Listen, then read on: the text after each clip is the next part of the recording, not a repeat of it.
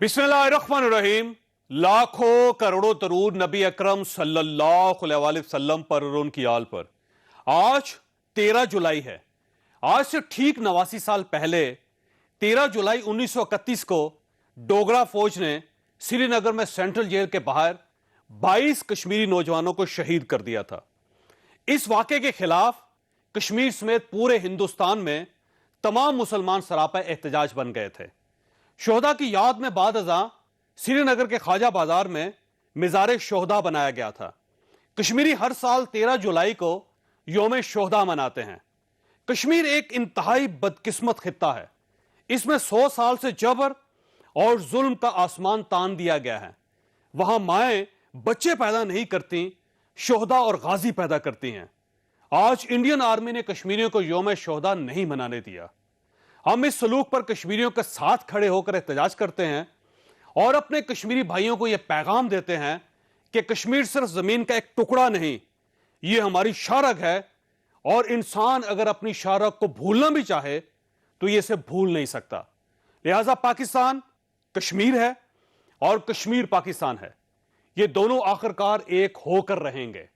हम आज के मौजू की तरफ आते हैं। ये जो सियासी इंजीनियरिंग और NSC अवार्ड के खिलाफ साजिश चल रहा है, उसका भी मुकाबला कर। पाकिस्तान की तारीख का सबसे बड़ा ऑपोजिशन का एहतजाज होंगे। PTI की हुकूमत पाकिस्तान की तारीख में सबसे करप्ट तरीन हुकूमत है। इमरान खान का वालिद करप्शन की वजह से हटाया गया। अलीमा खान आप भूल गए हो? सिलाई मशीन से न्यूयॉर्क में अमीराते खड़े हो रहे हैं, आज तक का है मनी ट्रेल कहीं नहीं। BRT पे जिससे खान का किचन चलता है, जिससे PTI का इलेक्शन कैंपेन चलता है और खुद अली जैदी के जो फ्रंटमैन है वो कंट्रैक्टर है BRT। हम तो मुतालबा करते हैं सुप्रीम कोर्ट ऑफ पाकिस्तान कि आप जैसे नैब चेयरमैन कहता है कि BRT पे स्टे ऑर्डर है, स्टे ऑर्डर हटाओ। ये हुकूमत हर फोरम पे फेल हो चुका है। सेहत और जिंदगी हर पाकिस्तानी का खतरा में, हर किसान का फसल खतरा में, हर मजदूर का रोजगार खतरा में। नेशनल असेंबली के फ्लो पे मैंने चैलेंज किया था वजीर आजम को, या पार्लियामान में या TV पे हमारा डिबेट का चैलेंज कबूल करे। शौक है TV का तो TV पे करने को तैयार, मगर PTI की हुकूमत इस चैलेंज से भी भाग रहा है। जिस दिन फरजंदी जरदारी का चैलेंज आया, 15 मिनट के अंदर हमने उस चैलेंज को एक्सेप्ट किया और हमने तो यहाँ तक कहा कि तहरीक इंसाफ की खैबर पख्तूनख्वा में हुकूमत को 7 साल हो गए और आपकी सिंध में 3 नस्लों से हुकूमत चल रही है। आपको हम दावत देते हैं कि आप भी खैबर पख्तूनख्वा आए और हम भी सिंध आते हैं, आपको कारकर्दगी का पता चल जाएगा। पार्लियामेंट में बहस करनी है, इशू आपकी मर्जी का होगा, पार्लियामेंट में आपको खुशामदीद कहते हैं। अगर मीडिया के सामने बात करनी है, अंपायर भी आपकी मर्जी का, किसी जलसे में करने हैं, किसी मीडिया हाउस की आपने बात करनी है, किसी प्रोग्राम में आना है, किसी जगह पे डिबेट करनी हो तो डिबेट कर लेते हैं। पर्ची लहरा के हमेशा गुफ्तगू करता है तो उसका भी पता चले और पॉलिटिकल वर्कर का भी पता चले। जब स्पीकर साहब कहते हैं और मुझे फ्लोर मिलता है तो मौसूब हमेशा 9-2-11 होते हैं। मैं स्पीकर साहब से गुजारिश करता हूं, जब भी पार्लियामेंट का इजलास हो, आप पार्लियामेंट के दरवाजे कुछ देर के लिए बंद किया करें ताकि इनको इनके सामने जवाब भी मिले, इनसे चंद सवाल भी हो और ये राह फरार इख्तियार ना करे। सिंध और वफाक और पाकिस्तान पीपल्स पार्टी और पाकिस्तान तहरीक इंसाफ में नफरत बढ़ती चली जा रही है। इस महाज आराई का क्या नतीजा निकलेगा? और बिलावल भुट्टो इल्जाम लगा रहे हैं हुकूमत 18वीं तरमीम के अंदर तरमीम और NFC अवार्ड को बदलना चाहती है। यह इल्जाम किस हद तक दुरुस्त है, हम ये भी डिस्कस करेंगे। हमारे साथ रहिएगा। प्रोग्राम में दोबारा खुश आमदीद। हमारे साथ तशरीफ रखते हैं फैसल वाड़ा साहब, आबी वसाइल के वफाकी वजीर हैं, पाकिस्तान तहरीक इंसाफ के साथ इनका ताल्लुक है। राना सनाउल्लाह साहब हमारे साथ तशरीफ रखते हैं, पाकिस्तान मुस्लिम लीग नून के साथ इनका ताल्लुक है, पंजाब के सदर हैं, रुकने कौमी असम्बली भी हैं। और सेनेटर मुस्तफा नवाज खोखर साहब हमारे साथ तशरीफ रखते हैं, बिलावल भुट्टो जरदारी के तर्जुमान हैं। फैसल वाड़ा साहब, आपने बिलावल साहब की तकरीर सुनी होगी। उनका ख्याल ये है कि आप बेसिकली NFC अवार्ड को तब्दील करना चाहते हैं, को 18वीं तरमीम के अंदर कुछ तरमीम करना चाहते हैं, जिस वजह से आप ये सारे मसाइल पैदा करते चले जा रहे हैं। बहुत शुक्रिया चौधरी साहब। देखिए चौधरी साहब, मैंने कोई 1.5-2 साल से 18वीं तरमीम को मैं डिस्कस करता था, तब आपको याद होगा। देखिए 18वीं तरमीम में जहाँ बहुत सारी अच्छी चीज़ें हुई हैं और बहुत सारी खराबियाँ भी हैं, तो खराबियाँ मेंट करने में तो कोई प्रॉब्लम नहीं। अगर बेहतरी होती है उससे, जैसे अब एजुकेशन है, हर जगह की अलग है, लॉ एंड ऑर्डर है, हर जगह का अलग है, वाटर है, हर जगह का अलग है। अगर इस टाइप की चीज़ें अगर उस पर कंसेंसस हो जाता है और उसमें कोई अमेंड कर देता है तो कोई गुनाह तो नहीं है। कोई इसमें इतनी परेशानी वाली बात तो नहीं। आपने बनाओ नीति नहीं बनानी कि ये आपने उस टाइम पे 18वीं तरमीम बनाई प्लान करते हुए कि आप इवेंचुअली आपको अपनी परफॉर्मेंस अपनी चीज़ों के हिसाब से अंदाजा था कि आप एक सूबे तक सिमट के रह जाएंगे, तो सूबे के अंदर आप बचात कर लेंगे। आपकी जो बंद फेडरल गवर्नमेंट से पैसे देने के लिए बैठी हुई होगी और आप लूटमार मचाई रखेंगे, ये नहीं हो सकता ना।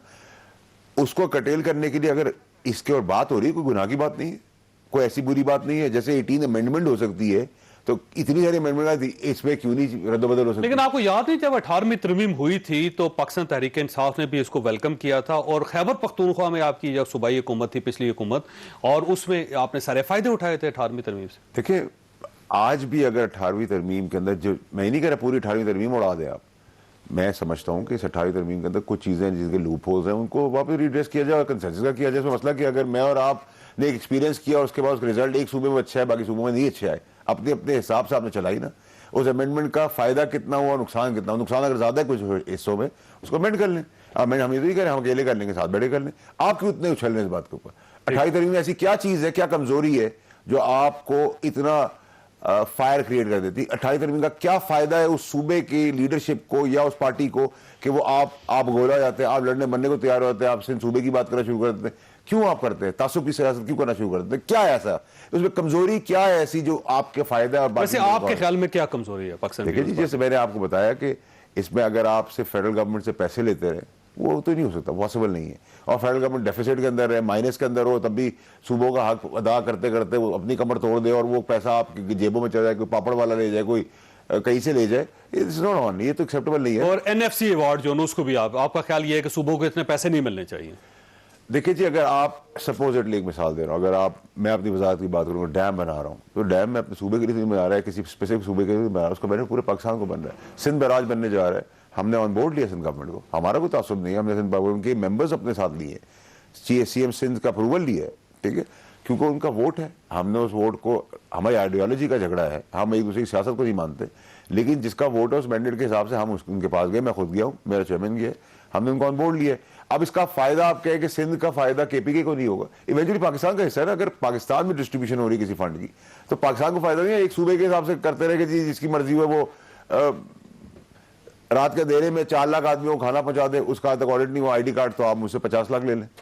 इस तरह नहीं हो सकता चौधरी साहब, जो चीजें तो इसमें तब्दीली होनी चाहिए एनएफसी अवार्ड में भी और 18वीं तरमीम में। 18वीं तरमीम जी जी राना साहब आपका क्या ख्याल है? ये बड़ा क्लियर व्यू है सर पाकिस्तान तहरीक इंसाफ, ये चाहते हैं कि इनको तब्दील किया जाए। नहीं देखिए, इसमें पीटीआई की गवर्नमेंट से या पीटीआई इनका प्रॉब्लम ही ये है कि ये सारी चीज़ें जो है ये अबहाम में और जो है वो यानी इस अंदाज से करते हैं कि उसमें ब्लेम गेम ज़्यादा हो और क्लैरिटी जो है वो ना होने के बराबर हो।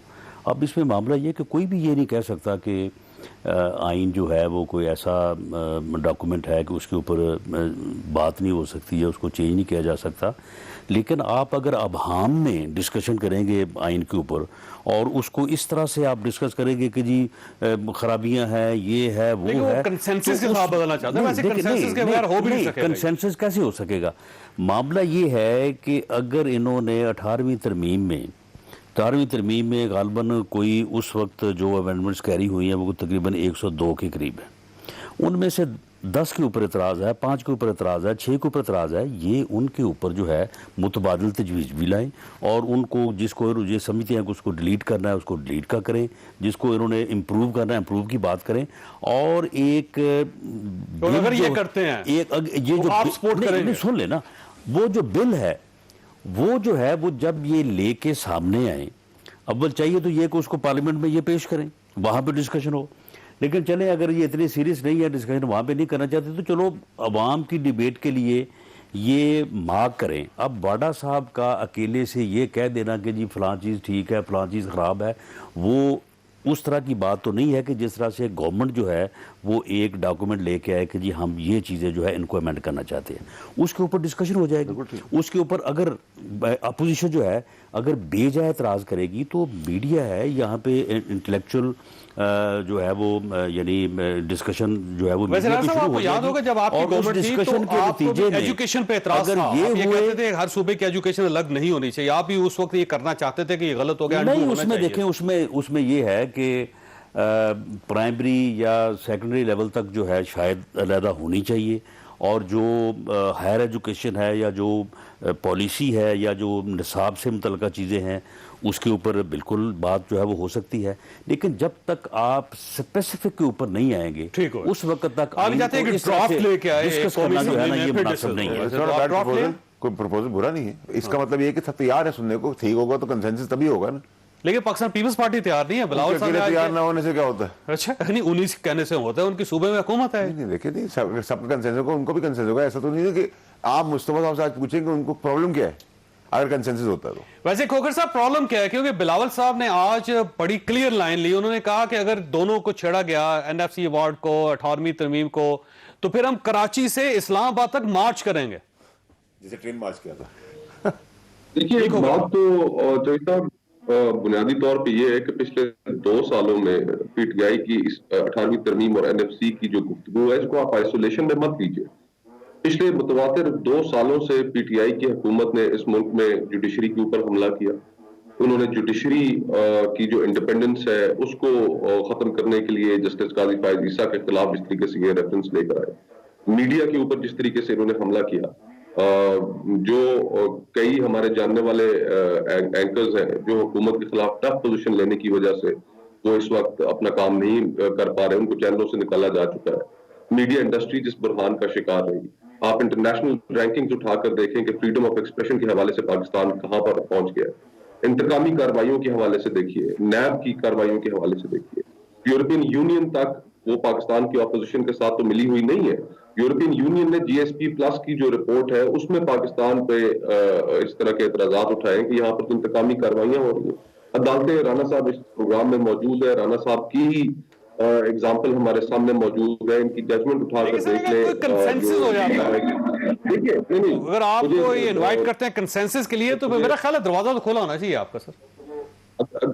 जी अगर मुझे जरा सिर्फ एक छोटा सा मौका दीजिएगा, तो अगर आप इस सारी बैकग्राउंड को सामने अपने रखें तो जो इस वक्त पीटीआई इस गुफ्तगू को छेड़ रही है, हम ये समझते हैं कि ये एक प्री प्लान्ड तरीके से इस गुफ्तगू को छेड़ा जा रहा है, और इस गुफ्तगू के नतीजे में हमारी जो प्रोविंशियल फॉल्ट लाइंस हैं, जो हमारी बड़े अरसे से जिनके ऊपर मरहम रखी जा चुकी थी 18वीं तरमीम के जरिए, वो फिर उभर कर सामने आ जाएंगी। आज सेनेट के अंदर बैरिस्टर सैफ साहब ने एनएफसी की जो आइन के अंदर शिक है उसको तरमीम उसमें करने के हवाले से उन्होंने एक बिल मूव किया, और आज सारी ऑपोजिशन वहां पर खड़ी हो गई, और सिर्फ पीपल्स पार्टी नहीं, मुस्लिम लीग नून उसके अंदर शामिल थी, उसके अंदर जमीयत उलमा इस्लाम शामिल थी, उसके अंदर मेंगल साहब की जमात शामिल थी, उसके अंदर महमूद खान अचकजई साहब की जमात शामिल थी, एएनपी शामिल थी। तो तमाम सूबों की जो जमातें रिप्रेजेंटेटिव वहां पर मौजूद थी, उन सारों ने उसके खिलाफ, और उन्होंने 18वीं तरमीम और ये एनएफसी के लिए एक बड़ी वाज़ेह पोजीशन ली है। तो हम इस माहौल में, जिस माहौल में आपको अपनी फॉल्ट लाइंस के ऊपर मरहम रखनी चाहिए, और अगर आपकी अपनी फेडरल गवर्नमेंट की इनकैपेसिटी है, आप अगर टैक्सेस नहीं कलेक्ट कर पा रहे, आपने आईएमएफ से कर्जे पे एक बड़ा खतीर कर्जा लिया है और सख्त शराइत पे लिया है। पाकिस्तान की तारीख में आप वो वाहिद हुकूमत है कि जिसने एक रिकॉर्ड कर्जा इन पिछले 2 सालों में हासिल किया है। तो आप अच्छा, वैसे खोखर साहब एक हिस्ट्री है अपोजिशन की भी, गवर्नमेंट की भी। आपको याद होगा कि जब किसी चीज पे बहुत एहतजाज किया जाता है तो बाद अचानक उसको एक्सेप्ट कर लिया जाता है। आपको शायद याद नहीं कि जब चेयरमैन सेनेट को तब्दील करना था तो उस वक्त पूरी अपोजिशन इकट्ठी थी और ऐसे महसूस होता था कि आप ये जान पे खेल जाएंगे लेकिन चेयरमैन तब्दील नहीं होगा, और ऑल ऑफ सडन वो सारी पार्टियां एक ही सफे पे थी। तो ये जो आज एहतजाज किया जा रहा है, कहीं खुदा ना खासा ये ना हो कि कल सभी तस्लीम कर लें इसको। देखिए उसमें तो चौधरी साहब, इसमें कोई शक नहीं कि हमें उसमें शर्मिंदगी उठानी पड़ी, और ऑपोजिशन के लिए वो एक बहुत बड़ा सेटबैक था। और मैं ये समझता हूँ कि जिन हजरात ने तमाम प्रेशर भी बर्दाश्त किया और उस प्रेशर के बावजूद उन्होंने वोट दिया, उन 14 लोगों ने उनकी जो वोट है उसके ऊपर भी उन्होंने पानी फेर दिया। तो वो एक सेटबैक हमें जरूर हुआ था, लेकिन उससे हम काफी आगे आ चुके हैं। बात बहुत आगे आ चुकी है। इस वक्त मुल्क के अंदर जो मईशत की सूरत हाल है, जो आपके मुख्तलिफ सेगमेंट्स ऑफ सोसाइटी है, चाहे आपका लार्ज इंडस्ट्रियल मैन्युफैक्चरिंग सेक्टर हो, आपका किसान हो, आपका मजदूर हो, आपका सरकारी मुलाजिम हो, आपका पेंशनर हो, इसका मतलब 18वीं तरमीम नहीं छेड़ने देंगे आप कमिटेड हैं कि गवर्नमेंट उसको नहीं छेड़ सकते। हम बड़े इस चीज के ऊपर क्लियर है क्योंकि इनकी अपनी अगर आप आपका मौका आ गया नहीं, इसमें वन लाइन हमला देखिए मामला ये है कि पीपल्स पार्टी भी और PMLN भी इस बात के ऊपर तमाम यानी क़यादत में दूसरी सियासी बातों में कि जो ये बात हो रही है ना कि सूबों का NFC में शेयर कम कर दिया जाए, इसके ऊपर कोई मुतफिक नहीं होगा और इसके ऊपर मेरा ख्याल है कि बात करना भी बड़ा मुश्किल होगा। PTI करे हौसला, ये लेके आए बिल कि जी सूबों का इतना शेयर जो है वो हमने कम करना। वैसे 3 सूबे मान लेंगे सर? वैसे नहीं मानेंगे, नहीं इनकी गवर्नमेंट नहीं। मैं ये आपको बता दूं कि आपका ख्याल है पंजाब नहीं मानेगा? उस्मान बुज़दार साहब इतने ताकतवर हैं, ये पॉलिटिकली नहीं, ये पॉलिटिकली बड़ा महमूद खान ये पॉलिटिकली बड़ा डैमेजिंग होगा। हाँ ये बात है कि मिसाल के तौर पे अगर 100 रुपया है और उसमें सूबों को भी जो है वो कम पड़ रहा है, मरकज़ को कम पड़ रहा है, तो बजाय इसके कुछ 100 की तकसीम में आप फ़र्क लाएं, उस 100 को 150 करने की कोशिश करें, 200 करने की कोशिश करें, 400 करने की कोशिश करें। इनको पूरा दे दो। इनकी तो गवर्नमेंट ही नहीं, मिसाल दे रहा हूं। बात ये नहीं, बात ये है कि जब हमें जब ज्यादा होगा तो मरकज को भी ज्यादा मिलेगा, सूबों को भी जो है वो ज्यादा मिलेगा, यानी उस तरफ जो है बढ़ना चाहिए। इसलिए उस हिस्से में कमी जो है इसके ऊपर मैं नहीं समझता कि लेकिन सर वो अगेन मेरा वही सवाल है ना कि 3 सूबों में इनकी गवर्नमेंट है, तो इनके जो चीफ मिनिस्टर्स हैं वो अपनी वफाकी हुकूमत को तो डिसोन नहीं करेंगे, उनके फैसले को तस्लीम कर लें, तो सिर्फ सिंध रह जाएगा। तो एक सूबे की बेस पे तो आप नहीं चले। फिर अगर आप पंजाब की बात करते हैं तो पंजाब में अगर इनकी हुकूमत जो है वो 100 जो है वो 85 वोटों से है, तो दूसरी तरफ 170 बैठे हैं, तो वो तो फिर अपोज करेंगे ना वो। अच्छा हाँ नहीं बिल्कुल। मैंने ब्रेक लेनी है, लेकिन साहब आपके पास एक सवाल छोड़ के जा रहा हूँ कि आज बिलावल साहब ने कहा है कि आपकी गवर्नमेंट इंतहाई करप्ट है, इससे गवर्नमेंट आज तक आई नहीं। आप खुद हंस पड़े इस बात पे। सवाल कर रहा हूं, मैं तो सवाल आप भी हंस रहे हो, मैं भी हंस रहा हूं। तो जवाब में हंसा हूं मैं। ब्रेक लेनी है। जिस तरह से 2 साल में इन्होंने रिकॉर्ड कर्जे हासिल किए, इस तरह रिकॉर्ड करप्शन भी कर दी। अच्छा एक छोटी सी ब्रेक, और ब्रेक के बाद दोबारा हाजिर होते प्रोग्राम में। दोबारा खुश आमदीद। वाडा साहब, ये बिलावल साहब का ये कहना है कि आप करप्ट तरीन हुकूमत हैं, और फिर उन्होंने कहा BRT के अंदर अली जैदी साहब का एक फ्रंटमैन है जो BRT का ठेकेदार है, और वो किशन चला रहा है इमरान खान साहब का। शोर साहब देखिए, जब आप सवाल कर रहे हैं तो आपके अंदर भी वो कॉन्फिडेंस नहीं है और बल्कि मुस्कुराहट है। ये अच्छा साइन है, इतनी बड़ी वबा से हम गुजरे परेशानियों में, तो एक हंसी का भी हंसाब भी रहे। मैं तो बहुत ज्यादा हंस रहा हूँ इस बात पे। देखिए नंबर 1, नंबर 2 ये कि देखिए BRT के मंसूबे को आइडेंटिफाई किसने किया? इमरान खान साहब की अपनी टीम ने। आपको पता है जो PM हाउस में टास्क फोर्स है उसने आइडेंटिफाई किया कि BRT प्रॉब्लम है। ये क्रेडिट तो आप इमरान खान से नहीं लिया सकते ना। मुझे पता है कौन सा अपनी गलती को खुद उन्होंने ट्रेस किया और एक्सेप्ट करवाया। देखिए ना, ये क्रेडिट आप कैसे ले देंगे? मुझे पाकिस्तान में एक लीडर बताएं जिसके, देखिए ना, अगर प्राइम मिनिस्टर का उसमें खांचा होता, कट होता, तो ये कभी BRT मंसूबे में आप हाईलाइट नहीं कर सकते थे। इसका मतलब वो आदमी ईमानदार है, देख दिया था जो आएगा उसके आगे, आप आएंगे, मैं आऊंगा, फलाना आएगा, दिमाग आएगा, उसके सब बराबर है। तो सुप्रीम कोर्ट का सस्टे ऑर्डर खत्म हो जाना चाहिए ना। मैं आपको वही दे रहा हूं, मैं अभी आपको बता रहा हूं। प्राइम मिनिस्टर अपनी इंक्वायरी को इनिशिएट करके उसको मंतकी अंजाम पर पहुंचाने के लिए गो-अहेड दे चुके हैं। तो सुप्रीम कोर्ट का स्टे ऑर्डर विकेट होगा या विड्रॉ होगा ये तो मुझे नहीं पता, लेकिन प्राइम मिनिस्टर गवर्नमेंट ने लिया हुआ स्टे ऑर्डर। देखिए ना, उधर की गवर्नमेंट, प्राइम मिनिस्टर ने बेसिक प्रिंसिपल डिसीजन ले लिया इसके ऊपर, ये मैं आपको भी बता रहा हूँ, ठीक है? तो ये नहीं रुकेगा। और BRT के अंदर या BRT जैसे कई हजार अगर मंसूबे भी ऐसे हैं जिसमें तरीके इंसाफ की गवर्नमेंट हो, प्राइम मिनिस्टर का राइट हैंड मैन हो या लेफ्ट हैंड मैन हो, अगर उस पर साबित होगा और उसकी नाअहली होगी, इनकॉम्पिटेंस होगी या चोरी होगी, उसको तख्तादार पे उसी तरह डाला जाएगा जैसे बाकी को डाला जाएगा। तो ये तो परवेज खटक साहब गए, फिर इसका मतलब ये देखिए जी, मुझे तो नहीं पता कि उसमें कौन इन्वॉल्व है। मैं चीफ मिनिस्टर थे। देखिए मेरी बात, अगर चीफ मिनिस्टर, बहुत सारे फैसले होते हैं, अब सिंध के अंदर बहुत सारे फैसले चीफ मिनिस्टर करता है, प्राइम मिनिस्टर करता है।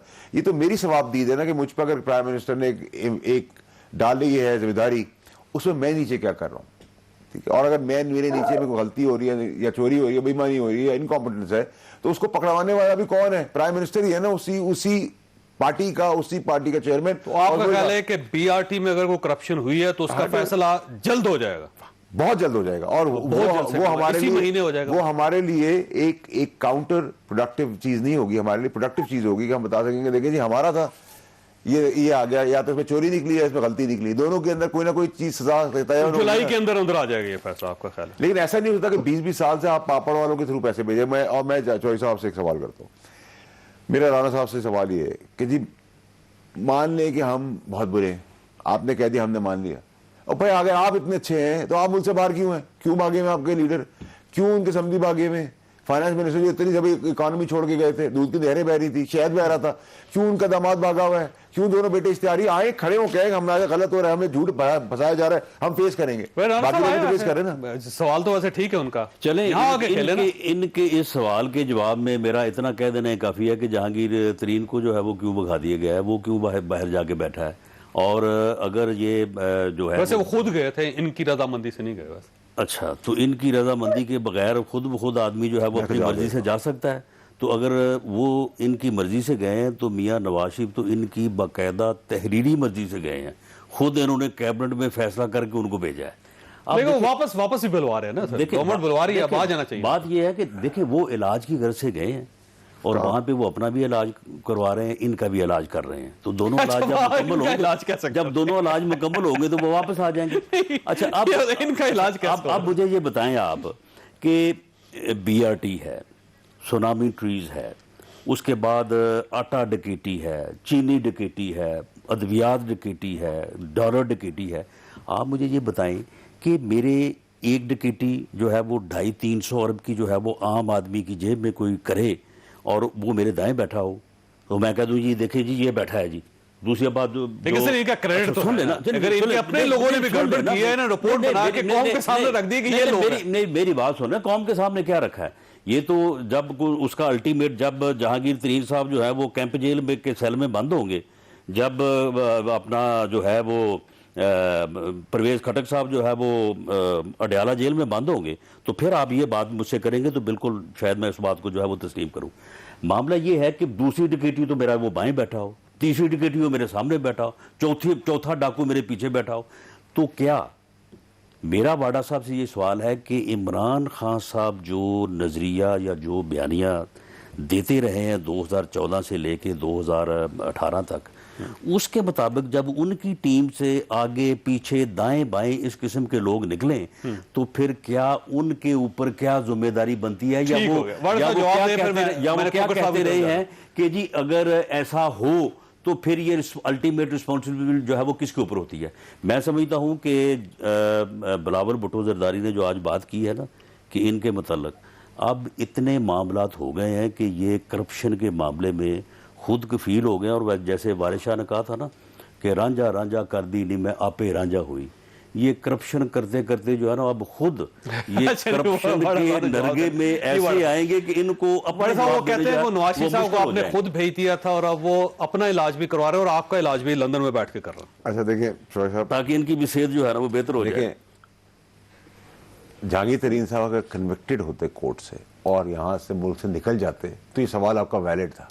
चले मैं सुन ले मैं कन्विक्टेड हूँ, मेरे ऊपर क्या एलिगेशन? आप काम वो छोड़ गए? नहीं तो मुझे ECL पे क्यों डाला हुआ है? मुझे ECL पे क्यों डाला हुआ है? आपके ऊपर तो ट्रायल चल रहा है ना। किस बात? जहांगीर पे ट्रायल चल रहा है? नहीं किस पे? जहांगीर भाई बात ये है कि ये इतनी बड़ी कमीशन की ट्रायल तो गवर्नमेंट ने चला यानी एक ट्रायल चलना होता है, एक ट्रायल चलना होता है। मुझे एक बात बताया ना, मुझे तो तो मुझे अदालत ने डाला ECL पे, मुझे गवर्नमेंट ने डाला। मैं आपकी बात कर रहा हूँ तरीन साहब, मैं आपसे सवाल ये कर रहा हूँ कि सर मुझे बता दें मियां नवाज शरीफ साहब जो पल पल उनकी सेहत जा रही थी, मिनट उन्होंने कौन सा इलाज किया, उसका प्लेटलेट्स का क्या हुआ और कब आ रहे? उनको 6 हफ्ते के लिए दिया, 5 हफ्ते के लिए दिया, 8 हफ्ते के लिए दिया, वो क्यों नहीं आ रहे? इतना मुल्क बुरान में है, इतना दर्द है, कोरोना है, लोगों को महंगाई हो रही है, पाकिस्तान लुट गया है, इमरान खान ने तबाह कर दिया है, सब कुछ हो गया, वो बैठे हुए लंदन में हवा पूरा बंदोबस्त कर रहे हैं। कैसे बताएं ना, वो बताएंगे आपको, ठीक है। खोखर साहब चीजें आ जाएंगी। खोखर साहब देखिए एक क्रेडिट लिया है वाडा साहब ने, उन्होंने कहा कि परवेज खटक साहब के दौर में हुआ होगा, BRT का हो गया, उन्होंने कहा जी BRT देखें अगर उसके अंदर गड़बड़ भी हुई थी तो गवर्नमेंट ने खुद बताया, इमरान खान ने खुद बताया कि हमारा जो प्रोजेक्ट है उसके अंदर गड़बड़ हो रही है, तो ये तो है मेरा ख्याल इनका क्रेडिट बनता है। सर खोखर साहब जी बिल्कुल, बहुत से इनके क्रेडिट बनते हैं। उन क्रेडिट्स को बड़े अच्छे तरीके से उनका ऑपरेशन किया है राना सनाउल्लाह साहब ने। गुजारिश ये जोई साहब के अपने आपको याद होगा कि जब ये खुद अपोजिशन में थे तो उस वक्त ये कहा करते थे कि ट्रांसपेरेंसी इंटरनेशनल इनके नजदीक एक बहुत ही मुकद्दम इदारा था, और ट्रांसपेरेंसी इंटरनेशनल अगर करप्शन के हवाले से पाकिस्तान के बारे में जो कहती थी वो इस तरह था कि जिस तरह कोई बिल्कुल क्रेडिबल तहरीर है। आज ट्रांसपेरेंसी इंटरनेशनल का ये जिक्र भी करना पसंद नहीं करते। क्यों? इसलिए कि ट्रांसपेरेंसी इंटरनेशनल के मुताबिक आज से 2 साल पहले पाकिस्तान दुनिया के करप्ट तरीन ममालिक में पाकिस्तान का नंबर 117वां था। आज पाकिस्तान का नंबर 120 हो गया। इनके दौरे हुकूमत में पाकिस्तान की करप्शन के अंदर जो रैंकिंग्स है ट्रांसपेरेंसी इंटरनेशनल के मुताबिक, जो इनके नजदीक एक बहुत ही मुकद्दम इदारा था, आज पाकिस्तान ज्यादा करप्ट। और मुझे चौधरी साहब जरा ये सवाल, नाजरीन लाखों लोग इस वक्त ये टीवी प्रोग्राम देख रहे होंगे, क्या इस मुल्क की आम आवाम के लिए कोई करप्शन में कमी आई है? क्या पुलिस करप्शन छोड़ चुकी है? क्या आम आदमी के लिए अगर उसने पटवारी तहसील उसने जाना हो तो क्या वहां पर करप्शन का खात्मा हो चुका है? अगर किसी ने अपना मरीज अस्पताल दाखिल कराना हो, पाकिस्तान की अपना बात बच्चा कर रहे हैं स्कूल आप, दाखिल कराना या हो, सिंध जो है उससे अलग है? सिंध भी तो पाकिस्तान के अंदर है ना, देखिए, वहां पे ये चीजें सारी ठीक हो गई हैं वैसे। 25 साल में भाई साहब मुकदमा तो इनका था, हमें तो इन्होंने पेंट किया कि जी कि ये करप्ट है, हम सही हैं, हम ईमानदार हैं। सिर्फ एक शख्स ऊपर ईमानदार होना चाहिए। आप देखिए पटवारी हो या तहसीलदार हो या पुलिस हो या महकमा माल हो या कोई भी हो, ये तो सूबाई इस वक्त सर 18वीं तरमीम के बाद सूबाई चैप्टर है ना सर, तो ये सूबों ने अभी आप थोड़ी देर पहले तो आप कह रहे थे कि 3 सूबों में इनकी हुकूमत है। चले हम तो हैं बुरे, तो जो बाकी 3 सूबे हैं उनमें इन्होंने क्या किया? पंजाब के अंदर ये इन्होंने कहा कि जी कि हम खैबर पख्तूनख्वा के अंदर हमने बड़ी पुलिस रिफॉर्म्स की थी। पंजाब के अंदर दुरानी साहब को पुलिस रिफॉर्म्स करने लेकर आए यहाँ पर, और फिर 1 महीने के अंदर ही उनको फारग कर दिया। पंजाब के अंदर 5 IG इस वक्त तब्दील कर चुके। सानिया साहिवाल आपके सामने मौजूद है। लातादाद ऐसे और इंसिडेंट्स हैं। तो जो 12 करोड़ जो सबसे बड़ा सूबा है इस मुल्क का, जिसकी वसीम अकरम प्लस जिसपे हुक्मरानी कर रहे हैं, क्या वहां पे करप्शन इन्होंने खत्म कर दी है? क्या वहां पर आज अवाम किसी भी सरकारी महकमे में बगैर पैसे दिए अपना काम करा सकते हैं? क्या खैबर पख्तूनख्वा में ये सूरत हाल है? क्या बलूचिस्तान में है? हमें तो ये इन्होंने हमारे ऊपर तो ये इल्जाम लगा दिया इन्होंने, हमें तो इन्होंने करप्ट डिक्लेयर कर दिया।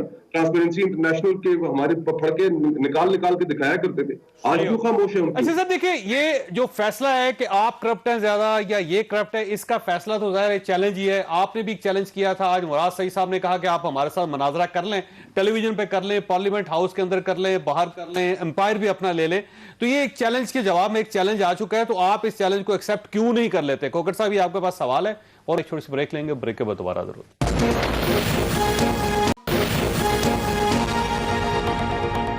प्रोग्राम में दोबारा खुश आमदीद। खोखर साहब देखिए, चैलेंज का जवाब चैलेंज उन्होंने दे दिया। उन्होंने कहा जी आ जाएं, मुनाजरा कर लेते हैं, जहां चाहेंगे कर लेते हैं। मेरा ख्याल है के इलेक्ट्रिक एक ऐसी चीज है जो दोनों गवर्नमेंट्स के दरमियान इस वक्त नज़ा का वजह बनी हुई है, तो आप इसमें मुनाजरा कर लें। आप के इलेक्ट्रिक के अलावा जी महंगाई के ऊपर इस मुल्क में जो इस वक्त किसानों को लोकस्ट का इशू दरपेश है, और बहुत सी चीजें हैं, अवाम के इतने इश्यूज हैं। सरकारी मुलाजमीन अब ये रिटायरमेंट की एज 55 साल कर रहे हैं। हर जगह इस हुकूमत ने मसाइल पर मसाइल खड़े कर दिए। हम तो हर जगह इनके साथ मुनाजरा करने के लिए तैयार हैं। तो आप अगर इमरान खान साहब खुद कौमी असेंबली आने के लिए तैयार ना हो, यानी मुनाजरे के लिए वैसे मुनाजरों से कर रहे हो तो वहां से रवाना हो जाए, वो हम तो तैयार हैं। जो हमने किताबों में पढ़े हैं मुझे याद आ रहे हैं जी। रुकिए खोखर साहब, जब बगदाद का कहते हैं कि हलाकू खान ने घिराव किया था ना, तो फौजें जो है वो करीब आ पहुंची बगदाद को जो है वो तहते करने के लिए, तो वहां भी उस वक्त जो है ना वो आपस में मुनाजरे कर रहे थे। नहीं, अब मुनाजरों के मौजूद का वैसे थे चैलेंज कि कब्वा हलाल है कि हराम है। हम भी इन्हीं मुनाजरों में लगे हुए, अगर यही मुनाजरे होते रहे ना तो मेरा ख्याल है कि फिर शायद हमारा जो अंजाम जो है ना वो कोई अच्छा नहीं होगा। खोखर साहब, आप बात मुकम्मल कर लीजिए, वाड़ा साहब की तरफ आना मैंने जी, आपकी बात दरमियान नहीं, बस मैं कहना चाह तो रहा आप चैलेंज एक्सेप्ट कर रहे हैं? फिर हम चैलेंज एक्सेप्ट भी कर रहे हैं, जहां पे वज़ीर आज़म खुद कौमी असेंबली आना पसंद न करें, ऑपोजिशन रहनुमाओं से हाथ में लाना पसंद न करें, चाहे जितनी गंभीर से गंभीर सूरत हाल हो, पाक भारत कशीदगी हो, जो जितनी भी साफ सूरत हाल हो, वो कभी भी उनका ऐसा एटीट्यूड नहीं रहा कि जिसके अंदर वो एक स्टेट्समैन का किरदार अदा करें या ब्रिज बिल्डिंग का किरदार आप अदा मुनाजरा करें। बेसिकली प्राइम मिनिस्टर के साथ करना चाहते हैं, पार्टी के साथ, या मुराद सईद साहब आपके लिए एक्सेप्टेबल नहीं है? नहीं, वो क्या उनकी क्या है? मुराद सईद और कादर पटेल का करवा दें मुज़ाकरा खोखर साहब। उनको हम कादिर पटेल से कराने के लिए तैयार हैं। जी बिल्कुल ठीक। अच्छा सर, ये वाडा साहब वो तो तैयार हैं, वो कहते हैं ठीक है आप मुराद सईद वर्सेस जो कादर पटेल साहब। कादर पटेल। देखिए चौधरी साहब, सबसे इंपॉर्टेंट चीज़ क्या है कि एक दो डिबेट गलत है। सेंसिबल डिबेट ये होगी कि आप ऑपोजिशन है, आप ये कहते हैं कि मैं ठीक काम नहीं कर रहा, तो भाई आप ऑपोजिशन में बैठ के बता देना कि ठीक काम क्या है। इस तरह कर लो, बेहतरी हो जाएगी, बता दें तो आपका खुद भी जवाब दिया। और आप कैसे बात कर सकते हैं जब आप 25 साल से इक़्तिदार में रहे। आपको अगर मैं सूबे सिंध की बात कर लूँ तो मैं आपको कम से कम 5 घंटे का शो चाहिए। 5 घंटे में भी मेरी चीज़ें ख़त्म नहीं होंगी, ठीक है। मैं इनके पंजाब की तरफ ले जाऊं तो आपको 5 घंटे चाहिए। देखिए ये बहुत आसान है कहना हमने ये कर दिया, उसके पीछे एक पूरा पस मंज़र है। पस मंज़र ये कि अरबों रुपए आपने कर्जे लिए, कर्जों का सूद हमने चढ़ाया, हम पे कर रहे हैं, हम कहाँ से करें। आप इसमें जब बेहतरी करते हैं, माफिया को हाथ डालते हैं, आप कहते हो आज गई गवर्नमेंट, कल गई गवर्नमेंट, एपीसी और पार्टीज कॉन्फ्रेंस, धरने, ये फलाने माँ, किस बात पे। आपका मसाके जमहूरियत तो कभी नहीं था। आप दो पार्टियां एक दूसरे के खिलाफ थे। कभी ऐसा हो सकता है कि नून लीग और हमारी आइडियोलॉजी सेम हो जाए, पीपल्स पार्टी हमारी और पीटीआई के साथ साथ सेम हो जाए। ये किस बेसिस पे हो सकती है जब एक कॉमन चीज आ जाए, वो है क्या, करप्शन। आप 120 जजेस की बात जल्दी जल्दी फैसले करो, शुरू होगी एपीसी फ्लॉप। एपीसी पे आने वाली एक और फ्लॉप होने, जैसे फ्लॉप उस पर चढ़े थे कंटेनर पे, एक और फ्लॉप होने जा रहा है। इसका कॉमन चीज क्या है, ये मिसाके जमहूरियत जिसे हम मिसाके करप्शन कहते हैं, कॉमन एजेंडा क्या है, करप्शन। करप्शन आज जमहूरियत किसका नाम है, करप्शन का नाम है। मिलिटेंट विंग सारी पार्टियों ने चलाए, किस लिए चलाए, दुआ लेने के लिए चलाए थे, कब्जे करने के लिए, वोट छीनने के लिए, विटनेस को मारने के लिए। देखिए कहते हैं ना, इसका आपका ख्याल है जमहूरियत का मतलब पाकिस्तान में करप्शन है? एब्सोल्युटली। देखिए ये तीसरी पार्टी जब आई है, जब उसका हल ये है कि देखिए सर, आप हमसे 40 साल का मसला 22 महीने में साफ करने को, अगर आप मुझे आज ये कहें कमरा 1 घंटे में साफ कर दो तो मैं नहीं कर सकता। मैंने आपने 100 दिन का वादा किया था, हम तो 100 दिन में जाते हैं। तो 100 दिन तो गुजर गए, कई सौ दर्जन दिन गुजारने आपने हमारे साथ। तो आप, मेरा ख्याल है अब आपका ख्याल ये है कि आप इन 5 सालों में जो बाकी 3 साल रह गए आप ये 25 साल का गन नहीं साफ कर सकते फिर? नहीं तो देखिए मैं आपसे कह रहा हूं, अभी तो it's too early for me to ask. ये तो 5 साल का टेन्योर खत्म होगा तो आप मुझे कहेंगे ये देखो तुम तो 5% भी नहीं कर सके, तुम तो 10% कहते। मेरा टर्म खत्म नहीं हुआ, आप पहले शुरू हो गए तकरीर करने। इमरान खान साहब ने खुद उन्होंने कहा आप शुरू हो गए। आपको डर किस चीज है इमरान खान का, डर बताया ना क्या है। अच्छा आज आपसे ज्यादा खौफजदा पाकिस्तान पीपल्स पार्टी है, नून लीग खौफजदा? देखिए पीपल्स पार्टी तो हमारा कंपटीशन है नहीं ना, सूबे की पार्टी है, वफाक की पार्टी है, तो हमारा मुकाबला तो इनके साथ है। हम तो पीपल्स पार्टी को सूबाई पार्टी से आपका असल मुकाबला राणा साहब की पार्टी के साथ। बिल्कुल ठीक है। और ये करप्शन आपका ख्याल है कि इन्होंने ज्यादा किया या उन्होंने ज्यादा? नहीं, मिसाक जमहूरियत जो मिसाक करप्शन साइन हुई है, उसमें जब एनालिसिस हुआ तो पता चला कि जब ग्राफ आया तो 19-20 है, कभी ये आगे कभी वो आगे है, दोनों बराबर। बेसिकली वो ये समझ है कि आप करप्शन से बचना चाह रहे हैं। बात ये है कि अब वैसे जो है ये हमें तो ये लग रहा है कि ये हमसे कोसों आगे निकल गए हैं ये इस मामले में भी। चलिए ये तो मान रहे हैं ना कि आप भी थे। नहीं देखिए बात ये है कि करप्शन आप मुझे ये बताएं कि क्या सिर्फ इंडिविजुअली अगर पॉलिटिशियंस में जो है वो करप्शन है, तो क्या आम आदमी जिसे हर वक्त जो है वो किसी ना किसी से पाला पड़ता है, एक आदमी जो है उसका करप्शन की बगैर कोई काम ही नहीं होता। असल में तो वो चीज़ है ना कि उसको रिडस किया जाए। मैं पूरे दावे से कह सकता हूँ, इसका कोई एनालिसिस करवा लें, आप अपने तौर पे पता करवा लें कि पंजाब में आम आदमी को अपने मामलात के लिए यानी मुश्किलात का सामना हमारे दौर में था। मैं ये नहीं कहता कि उस वक्त कोई हर चीज़ जो है वो हमने सही कर दी थी, लेकिन आज उससे 10 गुना ज़्यादा है करप्शन, ज्यादा करप्शन पंजाब में। इनके अपने लोग जो है वो कह रहे हैं कि पीटीआई की गवर्नमेंट के सुन ले जी, पीटीआई के एमएनएज कह रहे हैं, उस्मान बुज़दार साहब उन्होंने आके टीवी पे कहा है कि जो काम पहले 10,000 में होता था अब उसकी रिश्वत जो है वो 30,000 हो गई है। यानी कोई चीज जो है वो इस वक्त जो है वो रिश्वत के बगैर जो है वो काम हो नहीं रहा। और दूसरी बात ये है कि उसको बुज़दार को ना आप कहें, ये सारा कुछ है ये बनीगाला से कंट्रोल हो रहा है पंजाब। ये कोगर साहब कुछ कहना चाह रहे हैं सर, आप चैलेंज जरा एक्सेप्ट करें।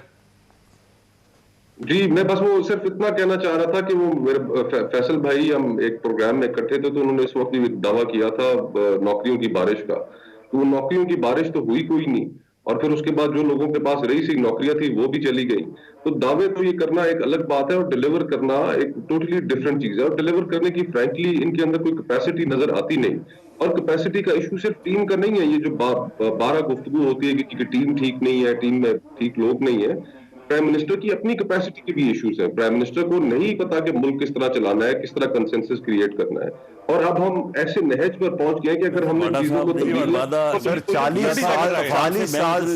40 साल से खोखर साहब की पार्टी रोटी कपड़ा और मकान की बात कर रही है, रोटी कपड़ा और मकान 40 साल से छीन रही है। आपने कोई 40 साल में रोटी कपड़ा और मकान के अंदर रोटी का टुकड़ा भी किसी को दे दिया? आप मेरे दावे छोड़ेंगे, मैं तो अनाड़ी, मैं तो पहले तो इक़्तिदार में आया हूं, आप लोग तो खिलाड़ी लोग हैं।